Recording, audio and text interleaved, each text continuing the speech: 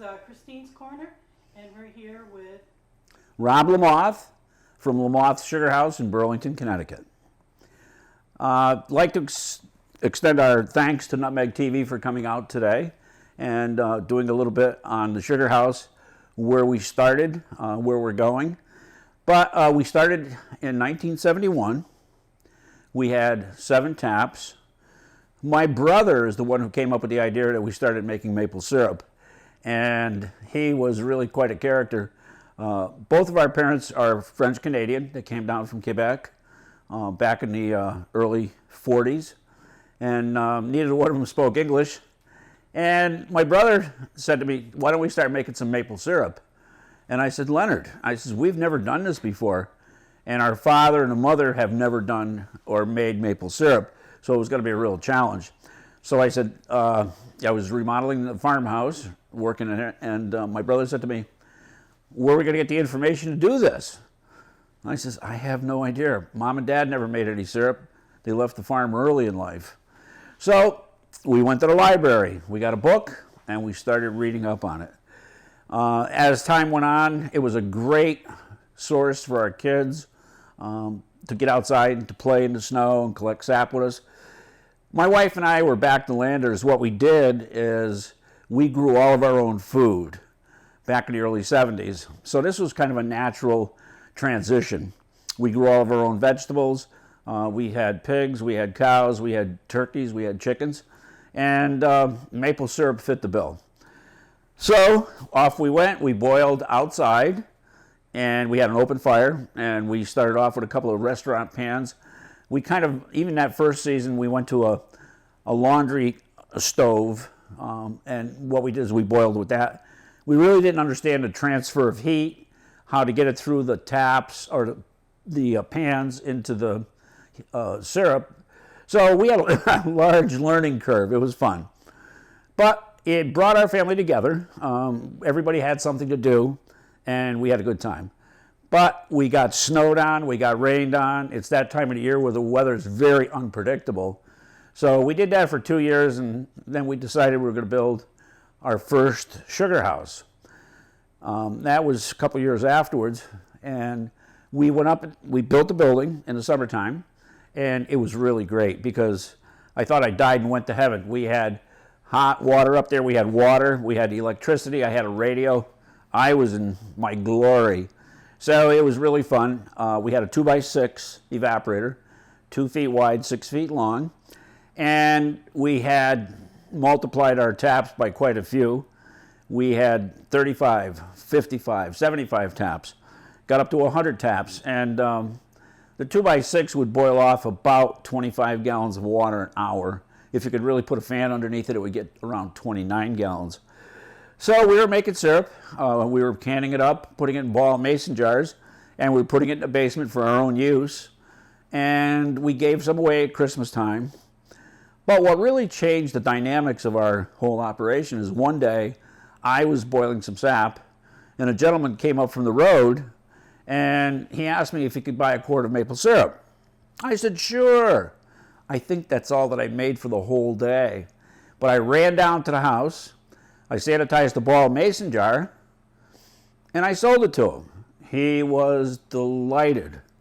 So was I. I knew we could make a business out of it. So it started slowly. We started putting out more taps, and we found out very quickly there was a demand for what we were doing. And what happened was that we built this sugar house. This is the largest sugar house in the state of Connecticut. We've added onto it once, and we've taken some area where we had a woodshed, we've made that into a packing room. So we've expanded quite a bit. So I want to explain to you how we go about making maple syrup in the springtime. What we're looking for are freezing cold nights and thawing days. So you typically look for a night that would get down around 20 degrees, a day that would warm up around 40, 45 degrees by about noon. The sap is going to start to run. What happens is when the tree is in the fall with its canopy of large orange leaves, that's when it's going to make starch. And it, through dormancy, through the month of January, a good part of February hopefully, you're going to see that that's going to turn the starch into sugar. So that's what we're looking for. But what we'll do is when we know, like this year was around Washington's birthday, we were starting to get a thaw, and it was time to tap the trees. There's a lot of work that goes into it beforehand. In our particular case, we've gone away from buckets, but I'm going to show you how we tap buckets. We use a network of maple sap tubing out in the woods. It's all plastic tubing to collect the sap. So that's really helped us out a lot. But we have to get that all repaired early in the fall to be ready for February, or the first part of February. So there's a lot of work that gets done before we start working or collecting sap. So we know what time of the year. We want to be ready by the 1st of February. We want to be ready to start tapping those trees around the 1st of February. We've seen weather patterns in the last 10 years change. This year was more of a typical weather pattern. Weather is very, very important to us. So we have to have that freezing cold night and that thawing day. But once we look at the extended weather forecast, we are sure, okay, let's get tapped in. Today we've got 5,600 taps out, and you definitely can't do that by yourself in a day. So we have people that are helping us, guys that are very experienced out in the woods, and we can get it done probably in about a week. So we're very, very fortunate. This year we had a lot of snow, so it was definitely a challenge. But let me show you how we used to do it and how we go about doing it right now. Years ago, we would know that the weather was going to change, and we would have a bit and a brace. This is a 7/16 diameter drill. This bit and brace belonged to my father, so every time you put it in your hand, you think of your dad. You start drilling some holes with this, and it doesn't take you too long to know that you'd really like to have another way of doing it, because this is definitely, it's quiet, but it takes a lot of stress and a lot of strain to do it. And with 5,600 taps, we wouldn't be able to do it that way. So today what we do is we employ some technology. We use a cordless drill. This is my friend this time of the year. This is a 7/16 bit. We drill a hole in about 2 inches deep, and it shouldn't take long to drill that hole.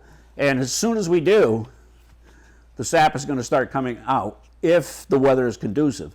If it's still bitter cold and it's frozen, it's not going to come out. So we have to get that day that's just perfect for the sap to run. This tree behind me is one that we show all of the folks how we go collect the sap, or how we drill the tree and put the bucket on it. So what we'll do is find a spot on a tree that hasn't been tapped. We have a little bit of an angle, and then we'll go in and we'll tap it about 2 inches deep.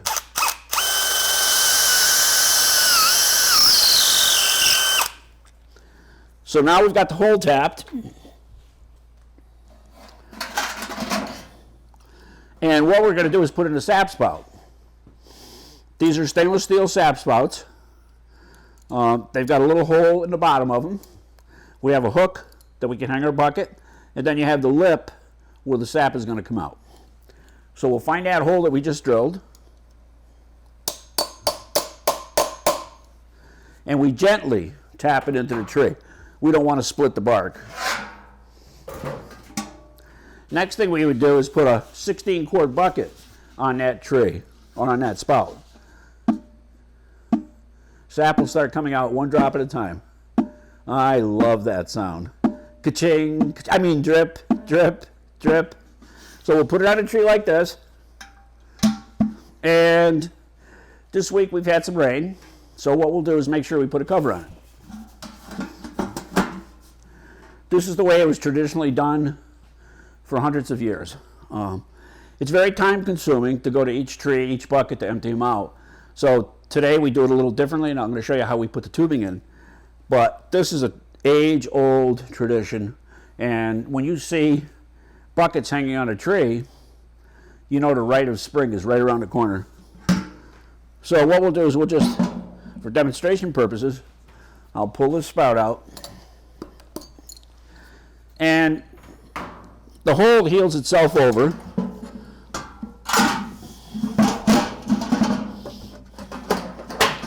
Within about a year, you'd be hard-pressed to find out where that tap was. This is the type of tubing that we use out in the woods. And this will go from one tree to the other tree to another tree. And I'm going to put a 7/16 spout into that tree. So we have a 30-inch drop line. Sap drops down this drop line, and then it goes from one tree to another tree, and eventually it goes into what we call a main line. This is what's going to carry it down the mountain and alongside the roadside. So we can attach our tubing on entrances like we have right here. We've got a lot of black poly pipe out in the woods. And here again, I'm going to step back just a little bit, but in the fall, when we're out in the woods, you can see squirrels chewed on it. Little rascals. So we got to go back and repair it. It's the same thing with the our drop lines.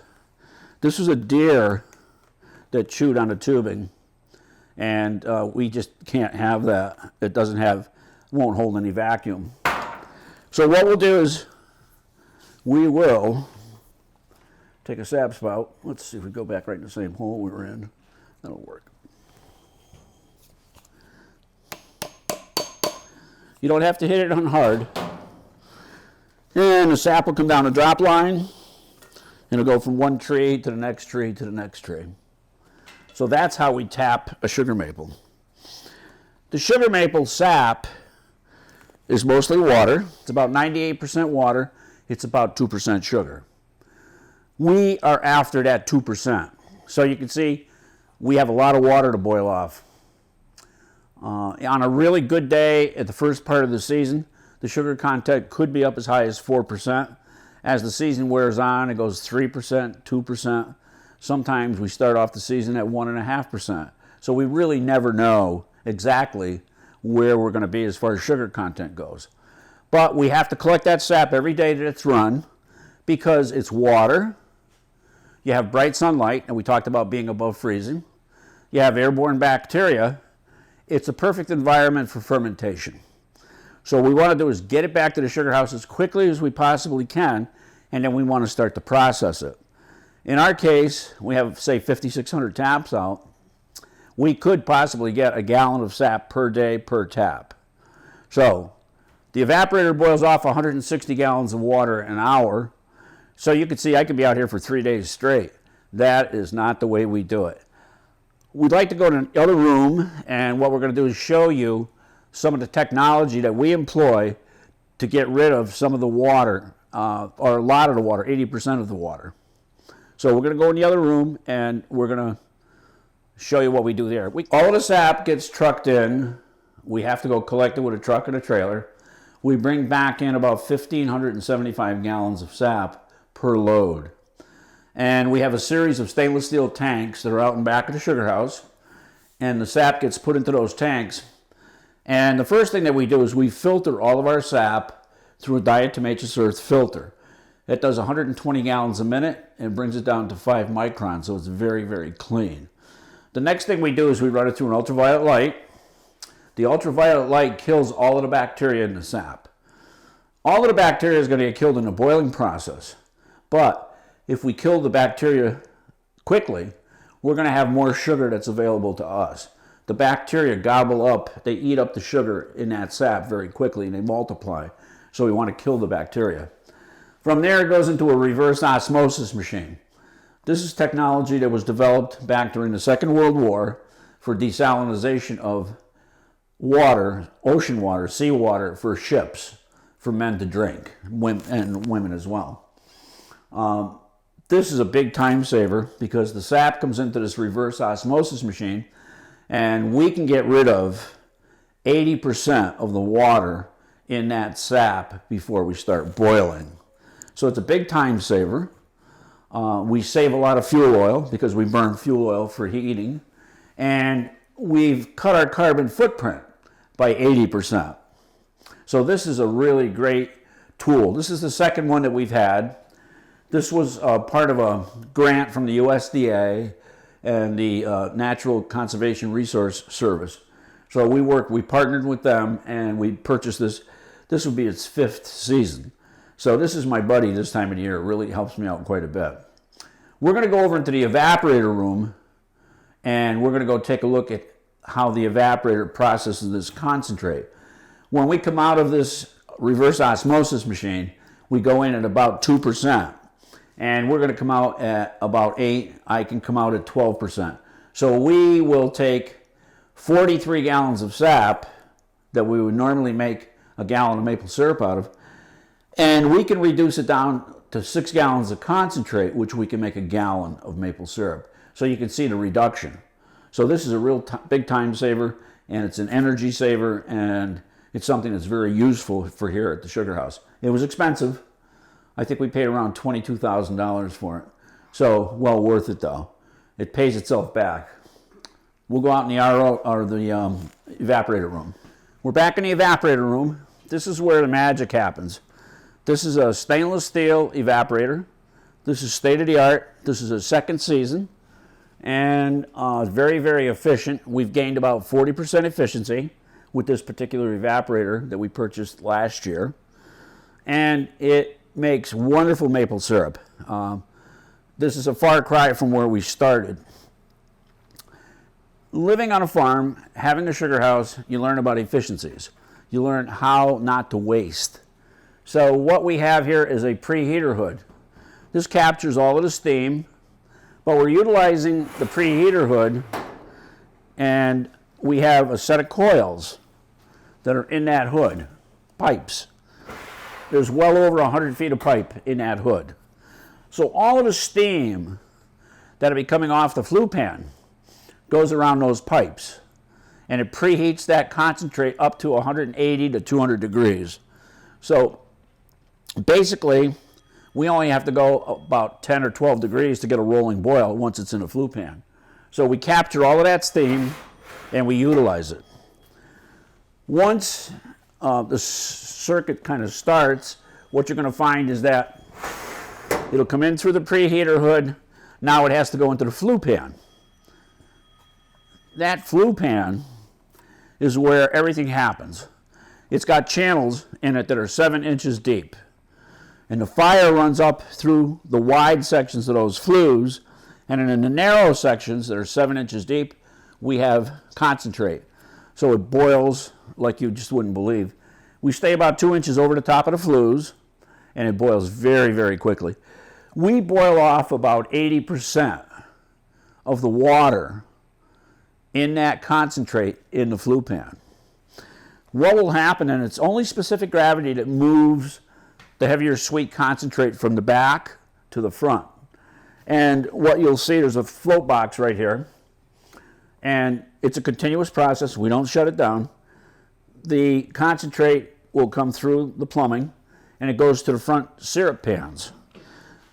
Once it's in that syrup pan, it's going to go back and forth, and we have to bring the temperature up to 219.5 degrees to get the right syrup density. So that's very important. We don't want that syrup too thin or too thick. So we have a thermometer right here, and we're going to make finished maple syrup at 7.5 degrees above the boiling point of water.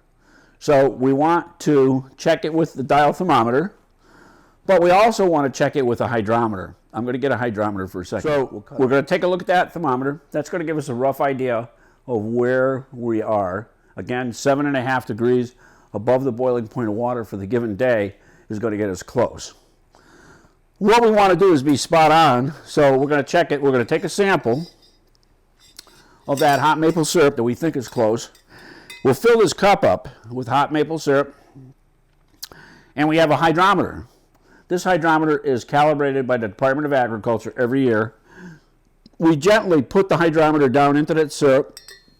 We look at it at eye level, and once that hydrometer starts to float and that red line meets the surface of the syrup, we know it's finished. So every draw that we get off the evaporator is always the same density. So it's 67 bricks. That means that it's 67% sugar. In the beginning of the season, it could take 43 gallons of sap to make that 1 gallon of syrup, or at the end of the season, it might take I don't know, take 60 gallons. So it depends on the sugar content. We always want the finished product to be at 67 bricks, because once we filter it and once we put it in a bottle, we know that it's not going to spoil. It's not going to mold, and it's not going to precipitate into sugar crystals. So we're very, very careful about that. Once the syrup comes off the evaporator, it goes into this 2x4 finisher. This finisher will hold what we could probably make in a day's time.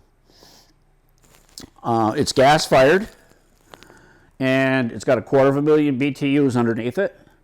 We'll take the cover off, and we will bring this back up to temperature, and we got to filter it, because now you've concentrated that sap 43 to 1. So what's going to happen is there's going to be sediment. Around here you're going to have malate of lime, you're going to have sugar sand, you're going to have niter. We want to filter that all out of that maple syrup, because it would look like sludge, mud in the bottom of that container. We don't want to do that. So we want to make sure we filter it. We have a filter press right here. This filter press, we'll put in 16 papers, and we add diatomaceous earth in with the maple syrup in a 2x4 finisher. And we'll move it around, stir it together, and we're going to run it through that filter press. We have to bring it up to 190 degrees, and for the most part, what we'll do is put it in barrels. We make a lot of maple syrup here, so some barrels are, most of our barrels are stainless steel, and we put it in 40-gallon barrels. If we took a tap, like we had put into the tree, and if we kept that sap spout there for the whole season, and if we collected every drop of sap, not waste any, how much maple syrup could we make from that one spout? I want you to take a guess. We could make 1 quart of finished maple syrup on an average.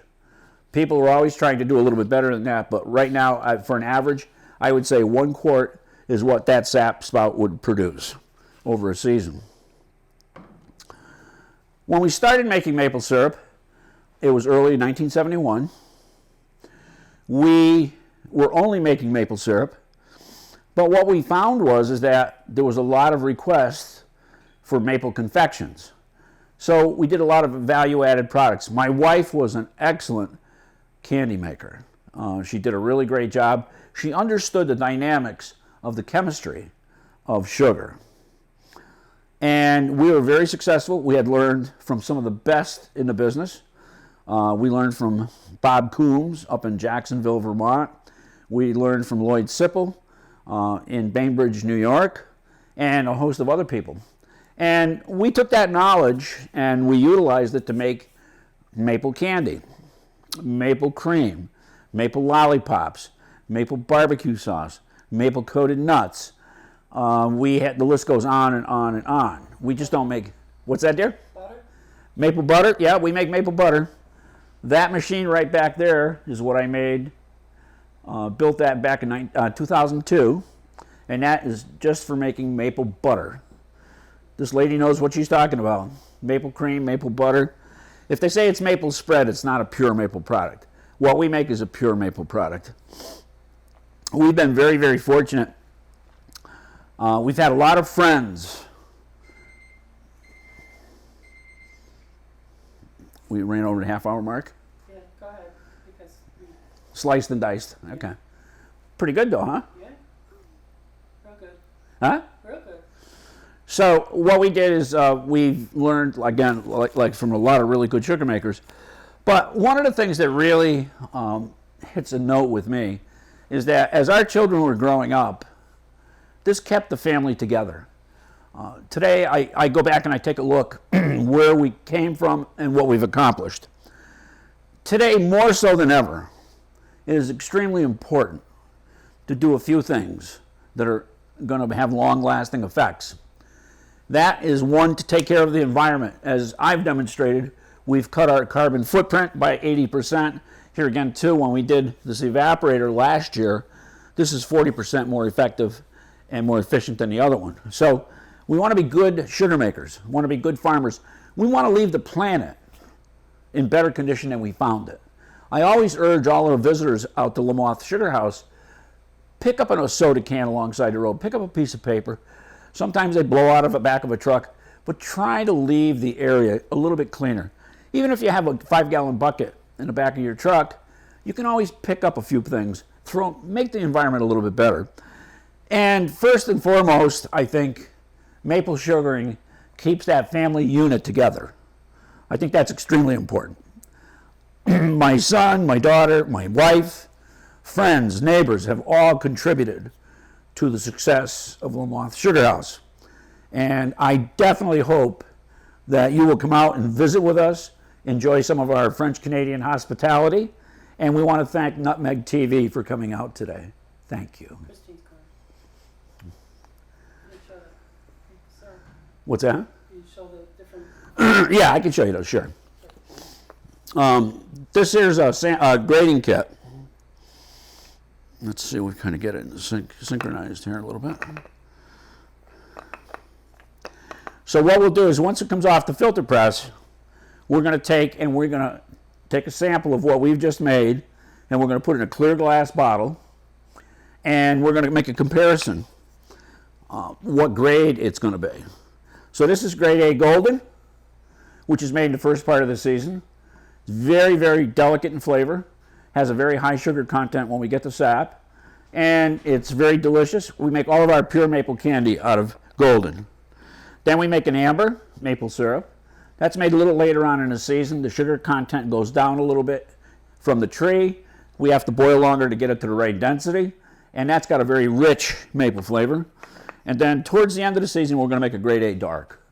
That's got a very robust maple flavor, and we will take this, and a lot of people like it for making pies, cakes, cookies. Some folks like to put it on their pancakes. We have another grade too. It's grade A very dark, and that one here I wouldn't necessarily recommend that for putting it on pancakes, but I certainly would recommend it for a recipe.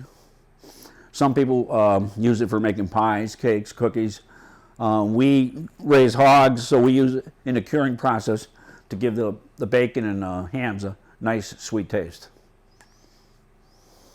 Thank you very much for talking on Christine's Corner. Christine.